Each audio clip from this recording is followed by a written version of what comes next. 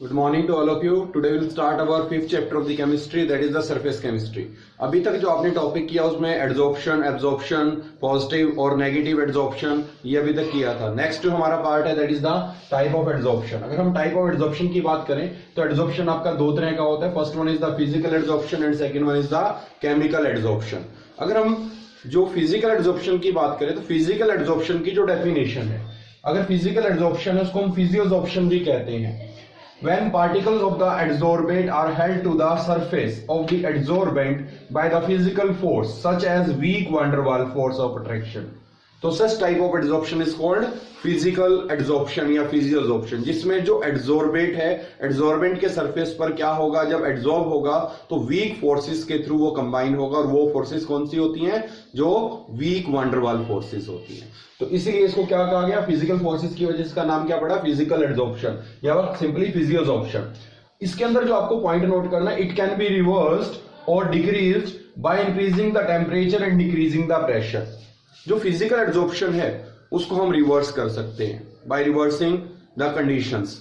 For example अगर हम क्या करते हैं, प्रेशर अप्लाई करें, अगर हम एक्सेस प्रेशर अप्लाई करते हैं तो जो गैसेज हैं वो सरफेस पर ज्यादा एडजॉर्ब होंगी. लेकिन अगर हम प्रेशर को रिड्यूस कर दें तो क्या होंगी, वो गैसेस वहां से क्या होंगी, एस्केप होना शुरू हो जाएंगी. तो इसका मतलब एडजॉर्प्शन का रेसिप्रोकल होना शुरू हो जाएगा, जिसको हम क्या बोलते थे, डिसॉर्प्शन. तो यहां पर अगर हम देखें तो अगर हम प्रेशर को डिक्रीज कर देते हैं तो एडजॉर्प्शन क्या होगा, डिक्रीज होगा.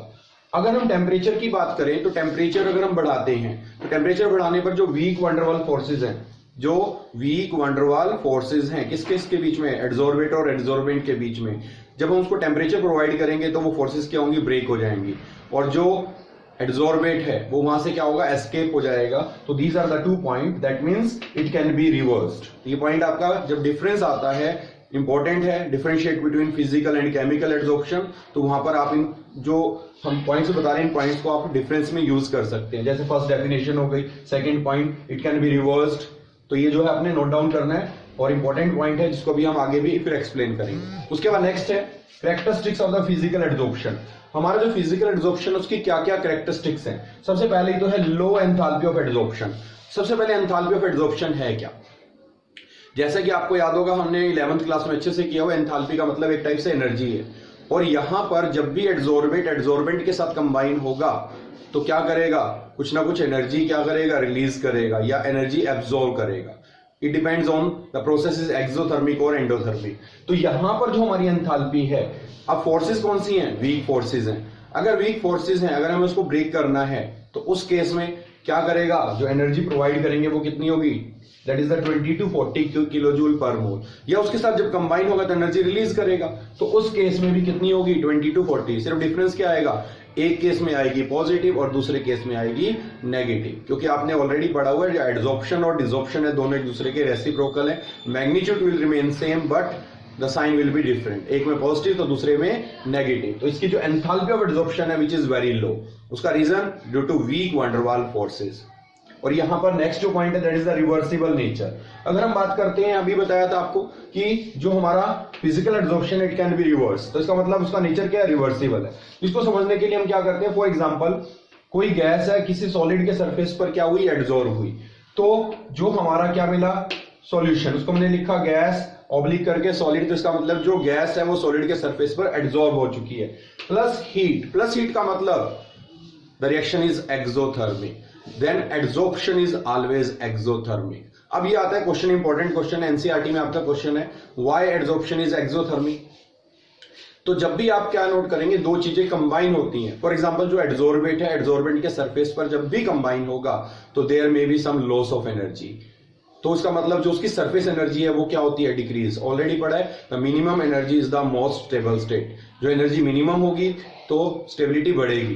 तो जो एडजॉर्बेंट है, एडजॉर्बेंट के सरफेस पर क्या होगा, जब एडजॉर्ब होगा तो क्या करेगा, जो एनर्जी है वो रिलीज करेगा, किस फॉर्म में, in the form of heat. That's why we can say the adsorption is always exothermic, whether it may be physical और केमिकल. दोनों केसेस में एडजॉर्प्शन ही होना है, तो एडजॉर्प्शन इज ऑलवेज एक्सोथर्मिक. तो इसलिए आपको ये पॉइंट जो है इंपॉर्टेंट नोट करना है. और आंसर में क्या लिखना है, due to decrease in the surface energy which is released in the form of heat. ये पॉइंट जो आपने नोट डाउन करना है. जब भी आपके एनसीईआरटी में क्वेश्चन पूछा जाएगा तो जो आंसर होगा that will B this one. और इसको अगर हम चाहें तो अकॉर्डिंग टू लीचेट-लियर प्रिंसिपल भी एक्सप्लेन कर सकते हैं। ऑलरेडी आपने पढ़ा हुआ लीचेट-लियर प्रिंसिपल। अगर हम उसके अकॉर्डिंग देखें तो ये रिएक्शन कौन सी है, exothermic, and exothermic reactions are favoured by low temperature. But what happens if we increase the temperature? अगर आप टेम्परेचर को बढ़ा दें तो रिएक्शन कहां आनी शुरू हो जाएगी, बैकवर्ड डायरेक्शन में। बैकवर्ड का मतलब कि जो गैस थी वो सॉलिड के सरफेस से क्या होगी, एस्केप हो जाएगी।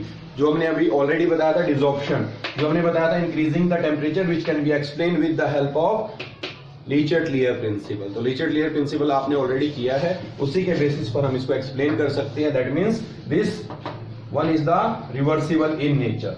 And next one is effect of temperature. यही पॉइंट अभी आपको एक्सप्लेन किया है। अगर हम टेम्परेचर को बढ़ाते हैं then what will the effect on increasing the temperature, the physical adsorption decreases. Why? Because on increasing the temperature, the weak van der Waals forces breaks and the desorption will take place. तो adsorption की जगह क्या हो जाएगा, desorption. तो जैसे कि यहां पर दिख रहा है आपको, अगर ये रिएक्शन रिवर्स आती है तो उस प्रोसेस को क्या बोलेंगे, डिसॉर्प्शन। तो what is the effect of the temperature, इसको नोट डाउन करेंगे सभी। And the next one is the lack of specificity. अगर हम बात करें, this is not specific, it is not specific in nature. इसके पीछे रीजन क्या है? अगर हम बात करें जो van der Waals फोर्सेज है वो क्या है, यूनिवर्सल है। तो जो भी गैसेस है उनका जो एक्सटेंट है, अलग अलग जो एडसॉर्बेट है, एडसॉर्बेंट के सरफेस पर जब भी एडसॉर्ब होंगे तो उनका एक्सटेंट क्या रहने वाला है, सेम रहने वाला है। Why? Because the van der Waals forces which play an important role in the physical adsorption is universal. इसका मतलब जो यूनिवर्सल है that is applicable to all, इसीलिए सभी का जो एक्सटेंट है क्या रहने वाला है, same. Next one, nature of adsorbate. Extent of the physical adsorption depends upon the ease of the liquefaction of gases. अगर हम नेचर ऑफ एडसॉर्बेट की बात करें, जो अलग अलग एडसॉर्बेट हैं वो एडसॉर्बेंट के सरफेस पर जब एडसॉर्ब होते हैं, it depends on the nature. That means जो हमारी गैसेस जो इजीली लिक्विफेबल हैं, जिनकी लिक्विफिकेशन इजी होती है, तो उनके केस में क्या होने वाला है, उनका जो एडसॉर्प्शन का एक्सटेंट है दैट विल बी मोर। अगर हम इसके एग्जांपल लें, 1 ग्राम एक्टिवेटेड चारकोल, अगर हम चेक करते हैं SO2 को, which will absorb more as compare to the methane whose critical temperature is 190 as compared to the critical temperature which is in case of SO2 that is 630 Kelvin, then more will be the critical temperature, more easily it will be liquefiable। तो liquefiable का मतलब अगर हम बात करें तो forces जो है वो स्ट्रॉन्ग होने वाली हैं तो van der Waals फोर्सेस, लेकिन उस केस में van der Waals फोर्सेस क्या हो जाएंगी, स्ट्रॉन्ग हो जाएंगी। क्योंकि जब स्टेट चेंज होती है, अब एक सॉलिड है और एक लिक्विड और एक गैस है, तो सबसे फोर्सेस ज्यादा किसमें है, सॉलिड में, उससे कम लिक्विड में, सबसे कम गैसेस में। तो यहाँ पर जब भी हम लिक्विफिकेशन की बात करें, वो गैसेस जिनकी लिक्विफिकेशन इजी होंगी तो उनका एडसॉर्प्शन का एक्सटेंट भी ज्यादा होगा। तो इस पॉइंट को नोट करेंगे। कई बार इंपॉर्टेंट क्वेश्चन आ जाता है कि आपको मान के चले अलग अलग गैसेस देते हैं, उनके क्रिटिकल टेम्परेचर देते हैं और पूछते हैं कि इसमें से किस गैस का एडसॉर्प्शन ज्यादा होगा। तो आपको क्या देखना है, more will be the critical temperature, more easily it will be liquefiable, that's why more will be the adsorption. Note down करेंगे इसको। The next one is the chemical adsorption. अगर हम केमिकल एडसॉर्प्शन की बात करें, when the molecule of the adsorbate are held to the surface of the adsorbent by the chemical forces और chemical bond। जब adsorbate और adsorbent के बीच में कौन सी forces हो, strong forces like chemical bond, जो हमारे chemical bond बनते हैं या chemical force इसको हम बोलते हैं, और इसको हम chemisorption भी बोलते हैं, क्योंकि जो chemical bond बनेंगे उसी के बेसिस पर नाम पड़ा chemisorption। And this one is the irreversible in nature, क्योंकि अगर हम बात करते हैं यहाँ पर क्या बने, केमिकल बॉन्ड। अगर हम टेम्परेचर को बढ़ाएं तो उस केस में जो रिएक्शन है वो रिवर्स नहीं होने वाली है, that means it's nature is irreversible. Next one, activation energy is required. अगर हम इस पॉइंट को देखें तो जब भी केमिकल बॉन्ड बनते हैं तो अपने आप तो बनेंगे, उनको कुछ ना कुछ एनर्जी की रिक्वायरमेंट होती है। तो इसका मतलब जब भी हमें मान के चलो केमिकल बॉन्ड बनाने हैं तो it needs some activation energy. लेकिन अगर हम फिजिकल एडसॉर्प्शन की बात करें, it have no need of the activation energy, क्योंकि फिजिकल एडसॉर्प्शन अपने आप होने वाला है, नेचुरल प्रोसेस है, तो उस केस में एक्टिवेशन एनर्जी की रिक्वायरमेंट नहीं है, क्योंकि उसने कोई केमिकल बॉन्ड नहीं बनाना है। लेकिन यहाँ पर केमिकल बॉन्ड बनता है, that's why it needs some activation energy, तो that means it needs the activation energy. अगर हम कैरेक्टरिस्टिक्स ऑफ केमिकल एडसॉर्प्शन की बात करें तो केमिकल एडसॉर्प्शन की क्या क्या कैरेक्टरिस्टिक्स होने वाली है। First one is the enthalpy of adsorption, जो आपको ऑलरेडी बताया था कि जब भी दो चीजें कंबाइन होती है तो एनर्जी जो रिलीज होती है that is called enthalpy of. अगर हम बात करें प्रोसेस कौन सी है, एडसॉर्प्शन, उसमें जो एनर्जी रिलीज होती है दैट इज वेरी हाई क्योंकि अगर हम यहां पर देखें तो जो केमिकल बॉन्ड बनेगा तो that is the strong bond, और जो एनर्जी रिलीज होगी that will be the high, that is 82 to 40 kilojoule per mole. That means the enthalpy of adsorption is high in case of chemical adsorption, but it is low in case of physical adsorption. Its nature is irreversible. अगर हम यहाँ पर बात करें तो इसका nature क्या है, irreversible है. जो भी आपको ऑलरेडी बताया था, इसके पीछे रीजन क्या है कि जो बॉन्ड बनते हैं वो कौन से हैं, केमिकल बॉन्ड है, जो इसको हम रिवर्स नहीं कर सकते हैं. Next one is the effect of the temperature. अगर हम यहाँ पर बात करते हैं इफेक्ट ऑफ टेम्परेचर की, तो it first increases and then decreases with increase in temperature. अगर हम टेम्परेचर को इंक्रीज करते हैं तो फर्स्ट जो है केमिकल एड्सॉर्प्शन का रेट क्या होगा, इंक्रीज होगा. लेकिन अगर हम फर्दर इंक्रीज करते हैं देन इट डिक्रीजेज. इसके पीछे रीजन क्या है, अगर हम बात करते हैं जब भी स्टार्टिंग में क्या होता है, फिजिकल एड्सॉर्प्शन होता है. जब हम टेम्परेचर को बढ़ाते हैं तो उसको जो एनर्जी रिक्वायर्ड है वो किससे मिलेगी, जो हम टेम्परेचर इंक्रीज कर रहे हैं, जिससे कि केमिकल बॉन्ड इजिली फॉर्म होंगे.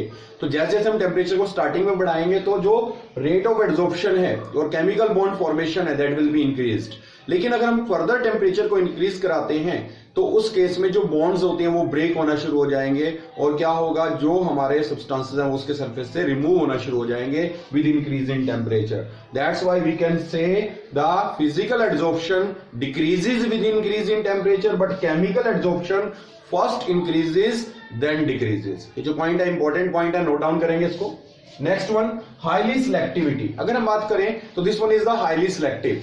अलग अलग गैसेस के केस में जो बॉन्ड बनते हैं वो अलग अलग बनते हैं, अलग अलग तरीके से वो बॉन्ड बनाते हैं. किसके साथ, जो हमारा एड्सॉर्बेंट है. जो एड्सॉर्बेंट है वो अलग अलग बॉन्ड फॉर्मेशन करता है. जैसे फॉर एग्जांपल अगर कोई ऑक्सीजन है किसी मेटल के सरफेस पर अगर एड्सॉर्ब होती है इट विल फॉर्म ऑक्साइड्स. लेकिन अगर हम हाइड्रोजन की बात करें, अगर हाइड्रोजन किसी मेटल के सरफेस पर एड्सॉर्ब होती है that will B adsorb in the form of the hydride. तो क्या बनाती है, हाइड्राइड बनाती है. तो इसको नोट डाउन करेंगे सभी. And the next one is the adsorption of gases on the solid.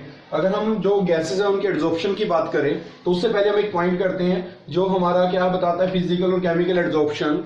अगर हम यहां पर देखें जो फिजिकल एड्सॉर्प्शन है दैट इज द मल्टीमॉलिक्यूलर. मल्टीमॉलिक्यूलर का मतलब अगर हम यहां पर देखें कुछ मॉलिक्यूल यहां पर, कुछ उनके साथ, फिर उनके साथ, कहने का मतलब ये इसके साथ वंडरवाल फोर्स के साथ जुड़ा हुआ, ये इसके साथ और ये वाला इसके साथ. तो इसमें क्या है, वंडरवाल फोर्सेज हैं जो क्या कर सकती है, मल्टीमॉलिक्यूलर लेयर बना सकती हैं. तो this one is the multimolecular layer. क्या वर्ड यूज किया हमने, multimolecular layer. But here unimolecular layer is there, क्योंकि जो हमारा केमिकल बॉन्ड बनेगा दैट इज अ स्पेसिफिक. अगर वो एक बार बॉन्ड बना लेता है तो वो आगे किसी और मॉलिक्यूल के साथ, कहने का मतलब कंबाइन नहीं हो पाएगा. तो इस केस में नोट करना आपने, क्योंकि ज्यादातर क्या होता है हम इसको रिवर्स लिख के आते हैं और यूनिमॉलिक्यूलर किसको बना के आ जाते हैं, physical adsorption. But physical adsorption is multimolecular और केमिकल एड्सॉर्प्शन इज यूनिमॉलिक्यूलर और मोनोमॉलिक्यूलर. मोनो का मतलब सिंगल बनाएगा, एक ही लेयर बनेगी इसके अंदर, एक से ज्यादा नहीं बनेगी. अब वापस आते हैं जो एड्सॉर्प्शन ऑफ गैसेस की बात करते हैं तो हम दोनों की बात कर रहे हैं, फिजिकल या chemical adsorption. First one, it depends on the nature of the gas. जैसे कि ऑलरेडी आपको बताया था कि जो भी हमारी गैसेस का नेचर है it will decide the extent of the adsorption. It depends on the critical temperature. Already आपको एक्सप्लेन किया था कि अगर हम जो गैसेस लेते हैं जिनका क्रिटिकल टेम्परेचर जितना ज्यादा होगा उसकी लिक्विफिकेशन उतनी ज्यादा होगी, और इसकी लिक्विफिकेशन जितनी ज्यादा होगी उतनी ही आसानी से उसका एड्सॉर्प्शन भी होगा. तो जैसे हम हाइड्रोजन, इसका मान के चले कितना क्रिटिकल टेम्परेचर 33 केल्विन है, नाइट्रोजन का कितना 126 है, और मीथेन का कितना है दैट इज 190, और कार्बन डाइऑक्साइड का कितना है 304. तो यहां पर देखिए तो सबसे ज्यादा इजीली लिक्विफिकेशन किसकी है, higher will be the critical temperature, more easily it will be liquefied. इसका मतलब जो CO2 है उसकी लिक्विफिकेशन इजी है तो उसका एड्सॉर्प्शन का एक्सटेंट भी ज्यादा होगा. Next one is the nature of the adsorbent. अगर हम नेचर ऑफ एड्सॉर्बेंट की बात करें तो it depends on the nature of the adsorbent. जैसे कि अगर आपको याद हो क्लास 10th में भी बताते थे कि जैसे मान के चलो हाइड्रोजन की बात करते हैं, हाइड्रोजन को अगर हम चेक करें निकल, प्लेटिनम, प्लेडियम, तो this one is the best one. Why, क्योंकि प्लेडियम के केस में जो रेट ऑफ एड्सॉर्प्शन है, इसकी जो एड्सॉर्प्शन कैपेबिलिटी है दैट विल बी मोर. निकल में भी एड्सॉर्प्शन होगा, प्लेटिनम में भी होगा, प्लेडियम में भी होगा, लेकिन सबसे ज्यादा किस में होगा, प्लेडियम में. तो it depends on the nature of the adsorbent also. Specific area of the adsorbent, अगर हम मान के चलते हैं जो हमारा एड्सॉर्बेंट है उसका जो एरिया है अगर हम उसको इंक्रीज कर दें तो adsorption will be more will be the surface area, more will be the rate of adsorption. और ऐसा कैसे कर सकते हैं? जब भी हम मान के चले कोई भी, जैसे प्लेटिनम हम वर्ड यूज करते हैं तो हम बोलते हैं finally divided platinum. Finally divided का मतलब उसके छोटे छोटे पीसेस यूज करने हैं। आप चाहे तो इसको परफॉर्म करने के लिए एक एक्टिविटी कर सकते हैं। एक चौक लीजिए, उस चौक को एसिड में डालिए, एक को एज इट इज और दूसरे को क्या करना है, पाउडर में कन्वर्ट करके डालना है। तो आप क्या नोट करेंगे, विच विल रिएक्ट फास्टर। जो पाउडर फॉर्म है वो रिएक्शन क्या करेगी, फास्ट करेगी। तो इसको नोट करेंगे, जो इंपॉर्टेंट पॉइंट है। And the next one is the effect of temperature. Already आपको एक्सप्लेन किया था। अगर हम मान के चलते हैं according to Le Chatelier principle, adsorption is the exothermic. अगर एड्सॉर्प्शन एक्सोथर्मिक है तो रिएक्शन क्या आएगी, reverse. That means the adsorption decreases with increase in temperature according to the Le Chatelier principle. आपको एक्सप्लेन किया था। What is the effect of the pressure. अगर हम प्रेशर को बढ़ाते हैं तो होता क्या है, जो मॉलिक्यूल्स हैं उसके ज्यादा क्लोज आएंगे। फॉर एग्जांपल अगर हम यहाँ प्रेशर अप्लाई करते हैं तो ज्यादा से ज्यादा मॉलिक्यूल उसके सरफेस पर एड्सॉर्ब होंगे, चाहे वो फिजिकल एड्सॉर्प्शन हो या केमिकल एड्सॉर्प्शन हो। तो हम क्या करेंगे, जब प्रेशर को बढ़ाते हैं तो फर्स्ट एड्सॉर्प्शन क्या होगा, इंक्रीज होगा। लेकिन एक स्टेज आने के बाद जितना मैक्सिमम एड्सॉर्प्शन हो गया तो उसके बाद there will be no effect of pressure. इसका मतलब फर्स्ट अगर हम बात करें तो एड्सॉर्प्शन क्या होता है, increases with increase in pressure. Next one is the activation of the adsorbent. अब कई बार हम नॉर्मल वर्ड यूज करते हैं, जैसे कि हम एक वर्ड यूज करते हैं चारकोल और एक है activated charcoal. Then what is the difference between both. अब नॉर्मल जो चारकोल होता है अगर हम उसको रख देते हैं तो उसके ऊपर कुछ गैसेस क्या होती हैं, आके उसके सरफेस को कवर कर लेती हैं, तो उसकी जो एड्सॉर्प्शन की कैपेबिलिटी है वो कम हो जाती है। लेकिन हम कुछ ऐसा करें कि उसको क्या कर दे, सुपर हीट कर दे, बहुत ज्यादा गर्म कर दे, या उसमें से बहुत ज्यादा हाई टेम्परेचर की जो गैसेस होती हैं, स्टीम होती है, उसको पास करें, तो वो क्या करेंगी, टेम्परेचर को इंक्रीज करेंगी, जिससे कि जो भी सब्सटेंस के सरफेस पर एड्सॉर्ब थे वो क्या हो जाएंगे, एस्केप। और in that case that will be called activated charcoal. तो जो चारकोल हमारा क्या बन गया, एक्टिवेटेड। एक्टिवेटेड का मतलब उसकी एफिशिएंसी हमने क्या कर दी, इंक्रीज कर दी। That means the rate of adsorption also increases on the activation of the adsorbent. तो ये हमारे जो पॉइंट्स हैं जो आपने नोट डाउन करने हैं, तो ये हमारे फैक्टर्स थे जो क्या करते हैं, adsorption of gases on the solid को अफेक्ट करते हैं। And the next one is the adsorption isotherm. जैसे कि नाम से पता चल रहा है आपको, आइसो का मतलब सेम, थर्म मींस टेम्परेचर। अगर हम टेम्परेचर को कांस्टेंट रखें और किस में रिलेशनशिप चेक करें, एड्सॉर्प्शन वर्सेस प्रेशर। अगर हम प्रेशर को इंक्रीज करते हैं तो आप नोट करते हैं कि एड्सॉर्प्शन है फर्स्ट इंक्रीज होता है, लेकिन एक पॉइंट के बाद क्या हो जाता है, वो कांस्टेंट हो जाता है। That means after that point there will be no effect of the pressure and such a pressure is called saturation pressure। जैसे हमने प्रेशर को बढ़ाया तो देखते हैं तो एड्सॉर्प्शन क्या होगा, इंक्रीज। एड्सॉर्प्शन को हम यहां पर किससे रिप्रेजेंट कर रहे हैं, x by m। x by m that is the amount of the gas adsorbed versus pressure। तो हम क्या कर रहे हैं, that means this one is taken at the constant temperature, that's why this one is called adsorption isotherm। अगर हम यहां पर देखते हैं तो एक पॉइंट ये आ गया, इस पॉइंट पर देखते हैं तो क्या होता है, that means there is no effect of the pressure on the adsorption। इसका मतलब प्रेशर बढ़ाने पर प्रेशर तो बढ़ रहा है लेकिन एड्सॉर्प्शन पे कोई चेंज नहीं आ रहा है।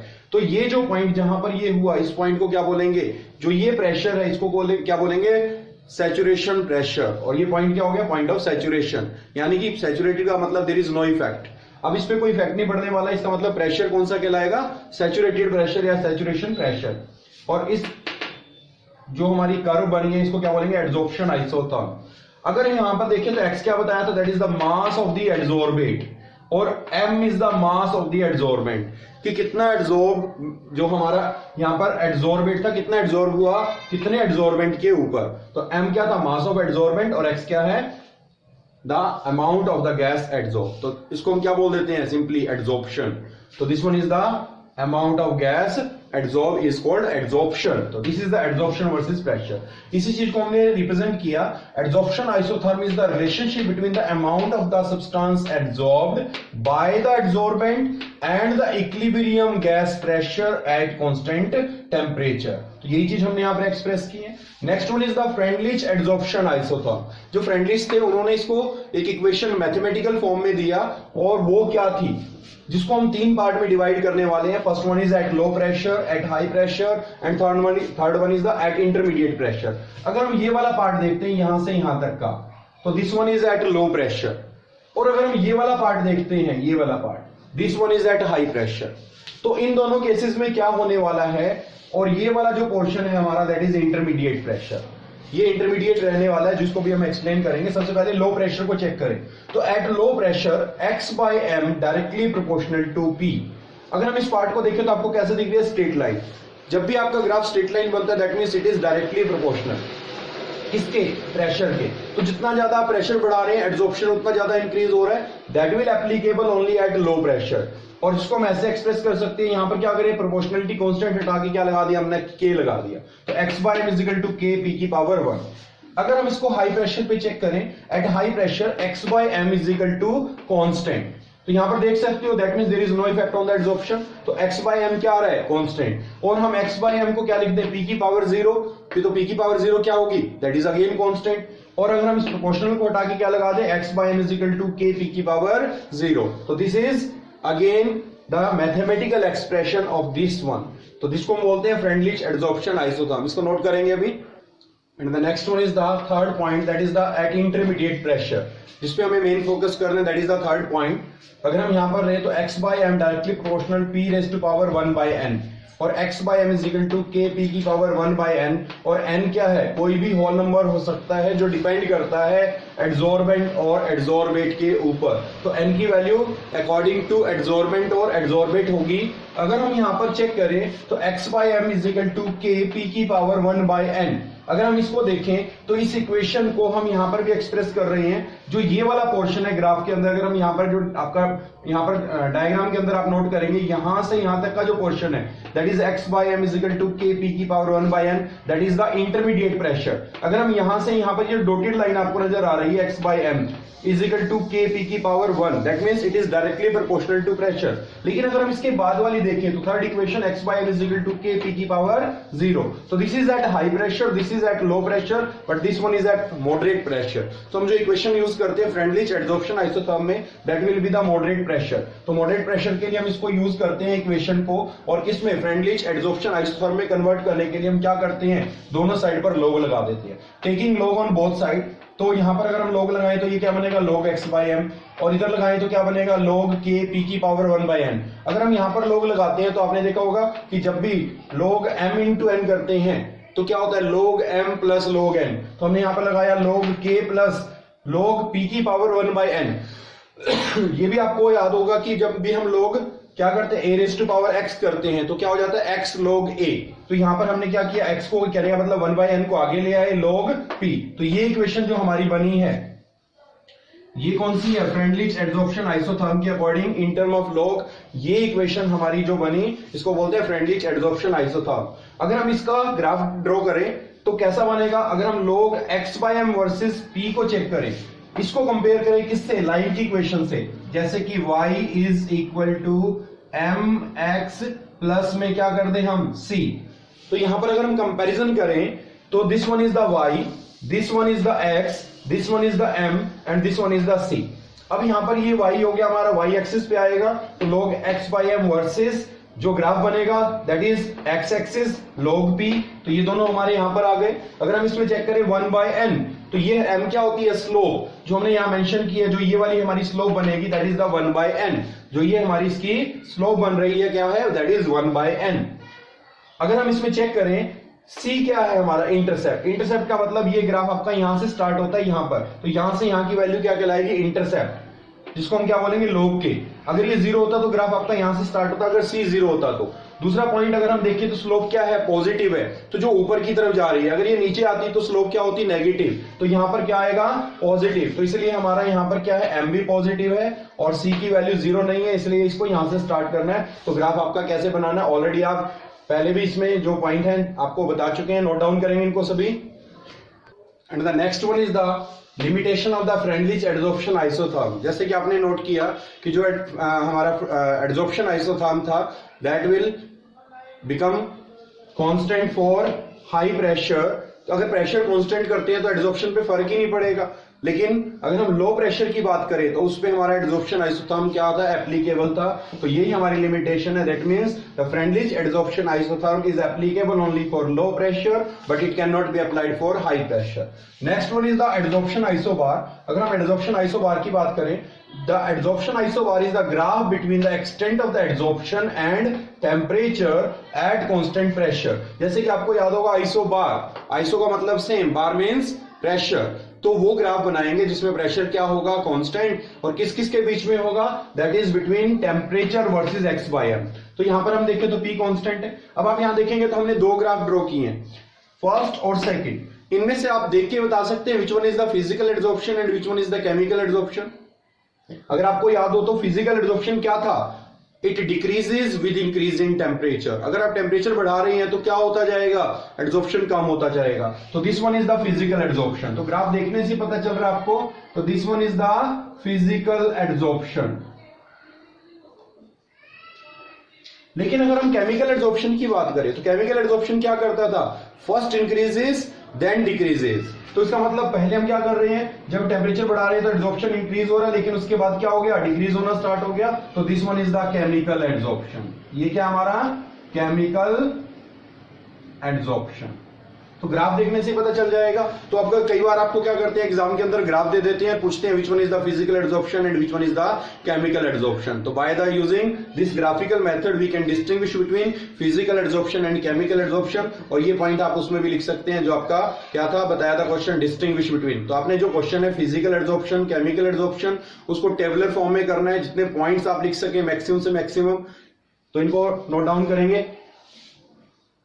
And the next one is the adsorption from the solution. कई बार क्या होता है, मान के चले गैसेस ना होकर कोई सॉल्यूशन दिया हो और उस केस में आपको एडसॉर्प्शन फाइंड आउट करना है, तो उस केस में हम कैसे फाइंड आउट करेंगे, in case of solution instead of pressure we can take the concentration of the solution. जैसे आपने गैसेस ली थी तो गैसेस क्या एक्सर्ट करती है, प्रेशर, लेकिन जब भी हम सॉल्यूशन की बात करते हैं तो उसमें हम क्या लेते हैं, कंसंट्रेशन। तो इस केस में जैसे आपने फ्रेंडलिच एडसॉर्प्शन आइसोथर्म में क्या लिया था, XYM is equal to K P की पावर 1/m थी, तो P को हमने किससे रिप्लेस कर दिया, C से। इन केस ऑफ सॉल्यूशंस जब भी गैसेस आएंगी तो P यूज करना है, और जब भी कंसंट्रेशन आ जाती है इंस्टेड ऑफ यूजिंग, अगर हम कहें pressure in case of solution, तो जब भी हम सॉल्यूशन यूज करेंगे तो क्या यूज करेंगे, कंसंट्रेशन। और अगर हम दोनों साइड log लगाएं तो log XYM is equal to log K plus 1/n log C। तो this equation is used in case of solution. तो नोट डाउन करेंगे यहां तक, और जो भी आपके इंपॉर्टेंट पॉइंट्स उनको अच्छे से लिखेंगे सभी।